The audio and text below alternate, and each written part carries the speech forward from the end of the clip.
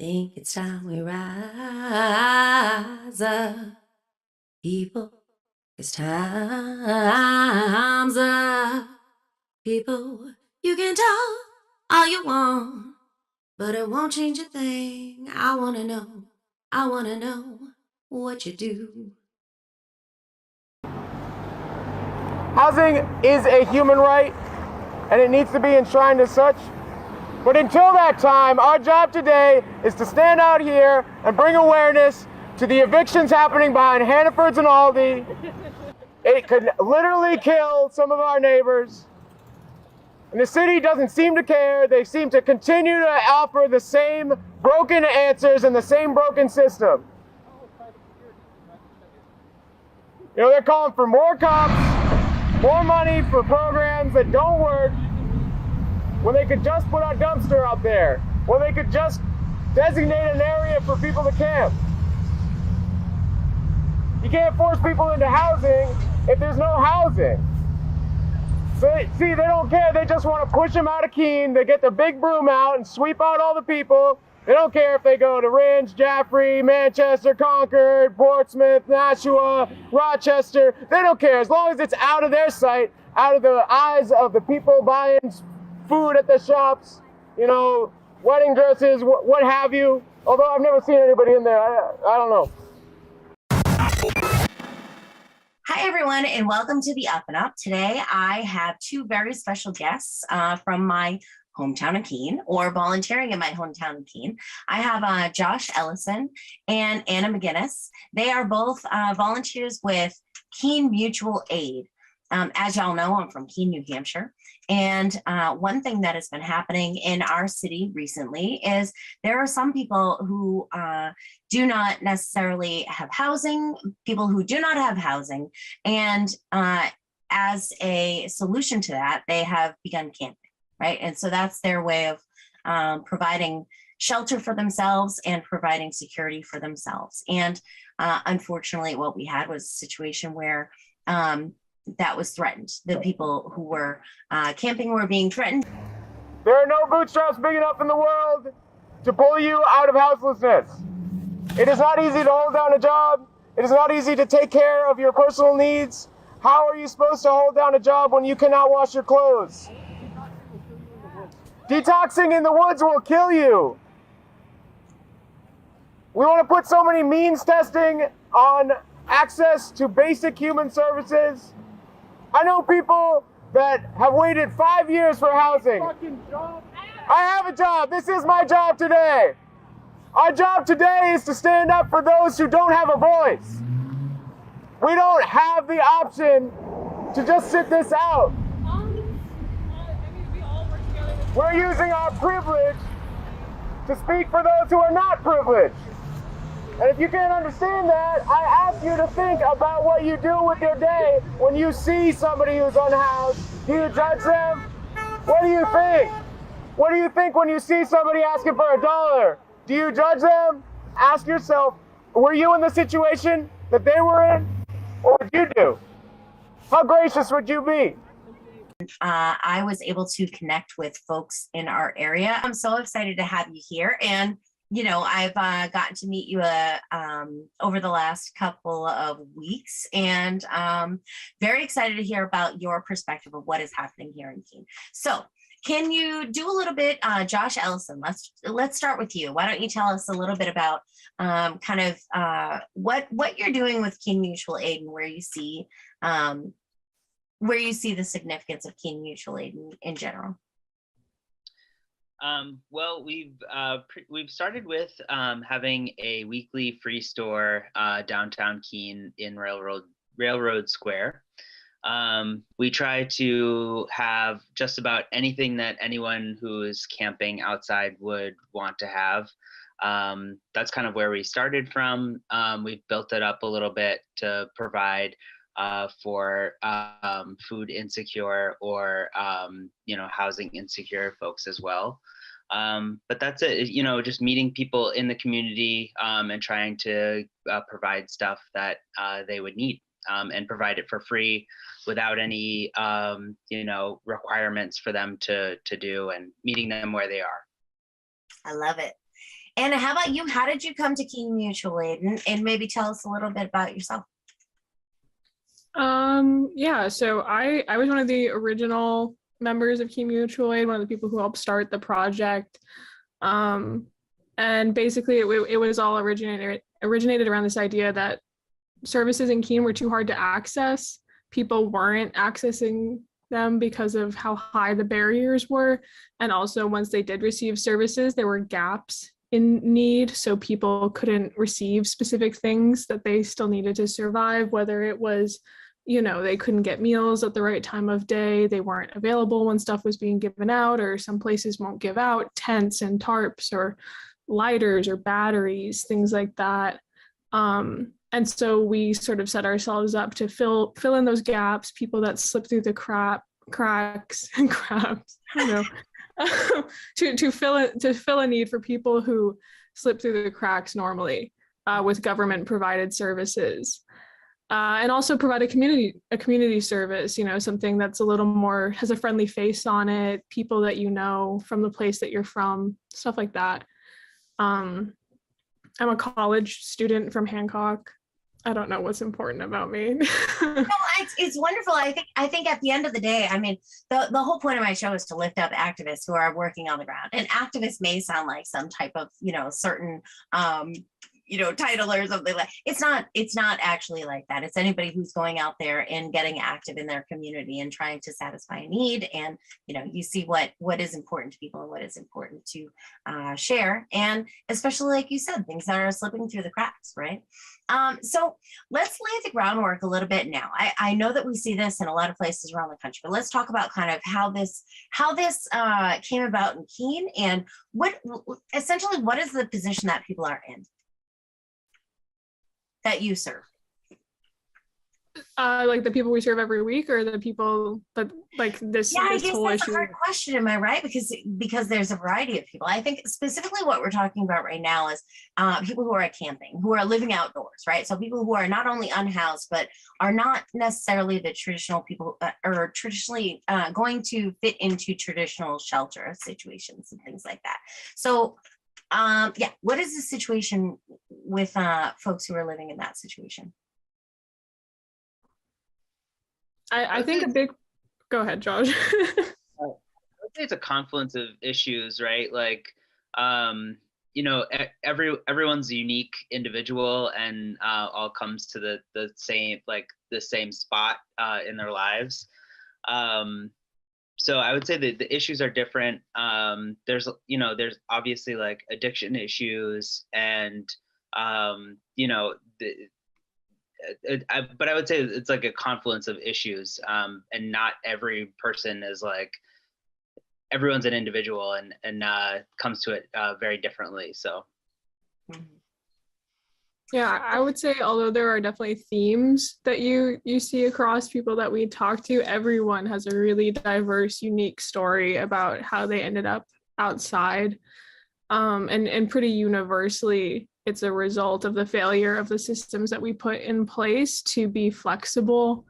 Government tends to put in place a sort of, one size fits all solution, hoping that they can funnel as many people as possible into services. But in reality, if there's strict rules about how things work, or if you have to come to a meeting at a certain time, there's always going to be, kinds of people that just doesn't work for.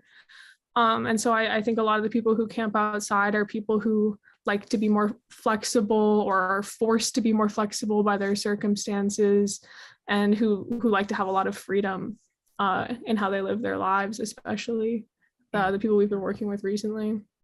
And so I guess what I've seen from my very limited involvement, like I know that you guys have been doing this for a very long time, and I'm just trying to jump in and help out wherever I can, right?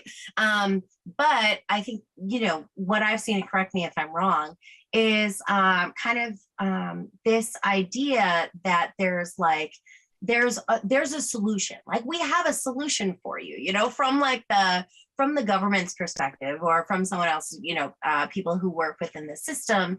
There's an idea that there's a solution for that. Why don't these people do that, right? And I'd love to kind of just explore a little bit about for people who haven't necessarily found themselves in that position in the first place, and may not understand the breadth of different reasons why people would not want to go into shelter. Can we talk a little bit about what are maybe some examples? You don't necessarily need to talk about a specific person. I wouldn't want you to do that anyway, but the idea that, what is kind of outside the realm of these systems, the thought that goes into these systems that we have in place, and what are some kind of different reasons why people would not necessarily fit into that situation? Well, if you just want to specifically talk about shelters, because I think that's a major thing that people say is like, well, why don't people who are living outside go to a shelter? One is getting a shelter bed, especially in New Hampshire, is very difficult. Right now, 100% of the shelter beds are full every night. The second would be shelters tend to have a lot of strict rules. So whether it's sobriety or if it's a dry shelter, and that's it's something that's not possible for the individual. There's certain like curfew limits that are very strict. So if someone is trying to work nights, then that's difficult to do. And often the shelters are not in very good locations for people's lives. So going into shelters is difficult, especially with the amount of public transportation that's available in different places in rural New England. Is really difficult to access if your job is not downtown. Mm-hmm. Anna, do you have anything to add on that? Yeah, I think there's also not a lot of trust between the unhoused population and social services. A lot of them have found themselves in a lot of positions where they're over-policed, over-surveilled. They feel like they could get in trouble at any moment for minor things that, other people would never get in trouble for. And so being in a shelter, there's lots of very strict rules. There's often police presence, and it can feel like, there's always someone over your shoulder watching you, which when you're in a really delicate state of mind, it can be extremely stressful. And also a lot of people just don't trust, shelter staff, social workers, people that they see fairly or unfairly as, having a relationship with the police. And so I think that a lot more work needs to be done to build trust with unhoused populations and to make them feel safe when they are using services, because so many of them have just had that trust obliterated by different experiences they've had throughout their lives. That, and I don't know if you guys know, but I actually worked in a homeless shelter, and to be on that side of it, but also having been someone who, there was a time when my children and I slept in my car. We slept in our car, and not for an extended amount of time, but for a few days, and that was the safer option for us. But then also kind of understanding what it is to be on the other side of asking for services or needing help. And absolutely, the idea of someone, nobody looks good under a microscope. Let's just put it that way, right? So if everybody's looking over your shoulder and all that kind of stuff, and I see it in my work as well, where, I'm very cautious about, the moves that people take, because there can be these assumptions that go along with it as well.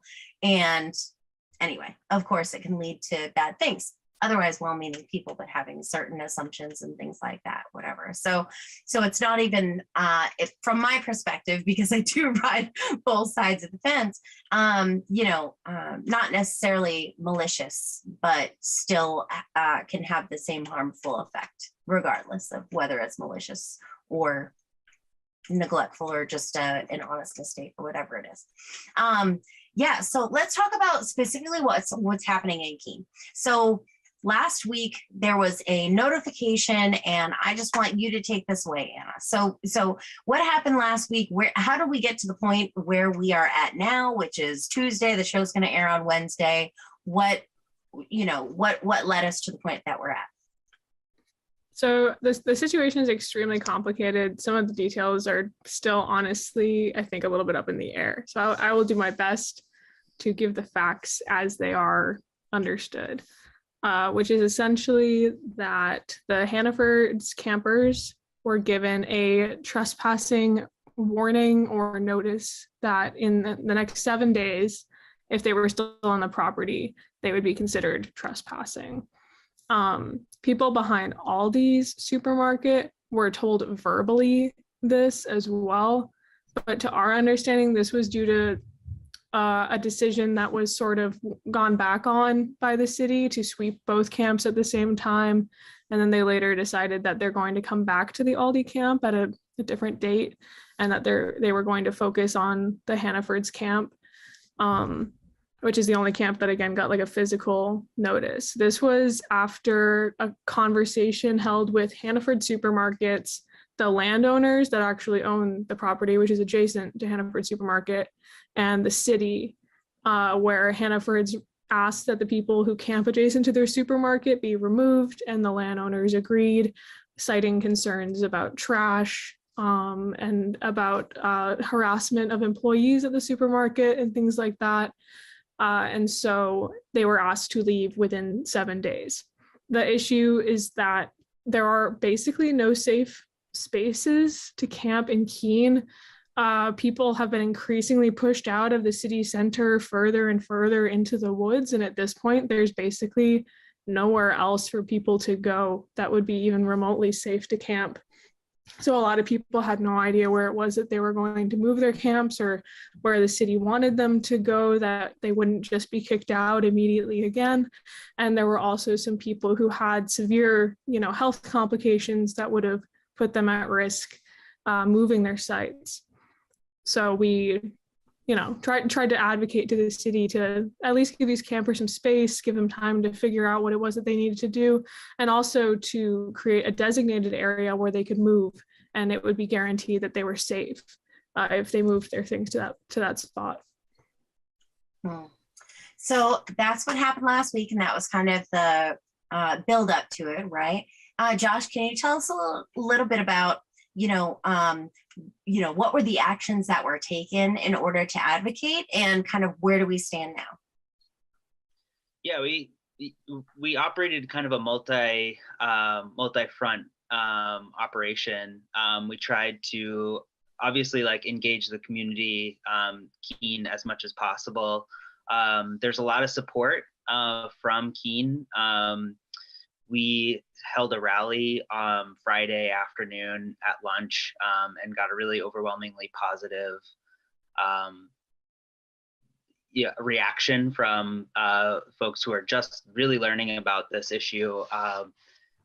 At that point, the city government hadn't involved anyone from town really, and kind of kept things pretty close to the vest. Ann and I really only learned about this because the houseless community informed us as they were getting the notifications from the town that they had to move. So we tried to spread the word that this was happening and involved as many people as we could possibly. And then on the day of the eviction, we showed up to support the folks that were getting targeted. So I think, and maybe I shouldn't even count our chickens before they hatch or whatever, as far as what's happening right now. But fortunately, they have not been moved, at this point. I know that there are some kind of machinations behind the scenes, and, really what it comes down to is, I guess, how much pressure and seeing, how people respond to it. And the fact is that, I feel like a lot of people in our community didn't know about this, just like you were saying, right? A lot of people didn't know about this. When they started to learn about it, they're like, that's not okay. This is not how we want to treat our neighbors, right? This is not how we want to treat people in our community. Do you, what do you see going forward as far as, is there, how likely, I guess I should put it this way, right? How likely do you think it is that the city is necessarily going to actually set aside some land or, facilitate so that people who are in this situation, will not be completely abandoned and pushed around and pushed further into the woods, essentially further away from services that they need? I would say I don't feel like overly optimistic necessarily about the city providing actual space, but I'm hopeful that so far the response has been nothing, which has been as good as one could hope at this point.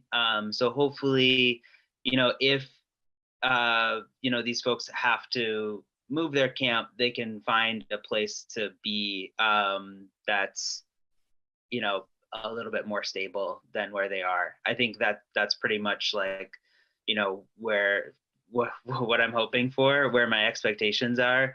But obviously, we want to push as much as possible to have a safe, sanctioned place for these people to be. Not only just for these people, because beyond this, as we move into the summer, the one shelter in Keene essentially closes. I think it loses something like 50 beds. And out of a total of 76, I think, if I'm getting my numbers right. So it will drop, the numbers will drop down. A lot of federal funding ends at the end of April. And so there's going to be more people who are looking for places to be.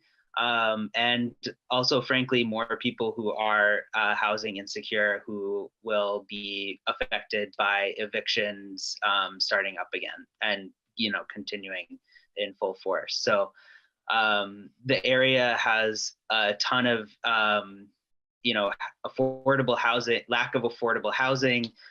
So it's kind of ripe for issues to kind of balloon a little bit. So hopefully the city government recognizes that and can, empathize with, its residents and helping to provide for them. So Anna, let me just ask you really quick. What do you think, broad brush, right? So we're saying people across the country, we're talking about Keene right now, that, there are people who are going to be watching this from all kinds of nooks and crannies. And so if someone is concerned about things like this happening in their community, which I think the same type of issues that we're seeing in Keene, and very much what Josh is talking about happening over the summer, and this withdrawal of funding, and this kind of, people being in a much more precarious position. We've seen this, progressively over decades, right? But really, especially in the situation that we're in now, people are going to be put in a pretty tough spot. So I guess my question is, what are things that people could look out for, and how are ways that people could step up in their own community? Maybe not necessarily, Keene itself, although yes, Keene, but how are ways that people could step up in the same way that that you did to just help people in their community in whatever way they can? Yeah, I think it's a lot easier than a lot of people think it is. It doesn't need to be, you don't need to create Doctors Without Borders to help people. You can really, really help a few people, and that can be so meaningful, especially in a small community like Keene. You can really change just a few people's lives if you have, a few friends, a few family members, and some extra time on your hands. Originally, how we started with Keene Mutual Aid, I reached out to a bunch of local businesses and I asked, hey, can I put a cardboard box with a sign on it in your store? And I put up there's still one at Brubaker's and at the Monadnock Food Co-op, a couple other places, and they just have a list of items that you can donate and put in the boxes. And that's how I got all of the original donations to start. And it was me and a couple of my friends during COVID, when everyone was home from college and things like that. And then I made a Facebook page. I started putting out a call, if there's anybody who wants to help me, who wants to volunteer, who wants to put in some time. I found Josh, like a mutual friend, and that's how we met. And so it really can just be like a small effort to start. And if you have more time and more energy, then you can put that in. I would say to start, have conversations with the people that you actually want to be helping.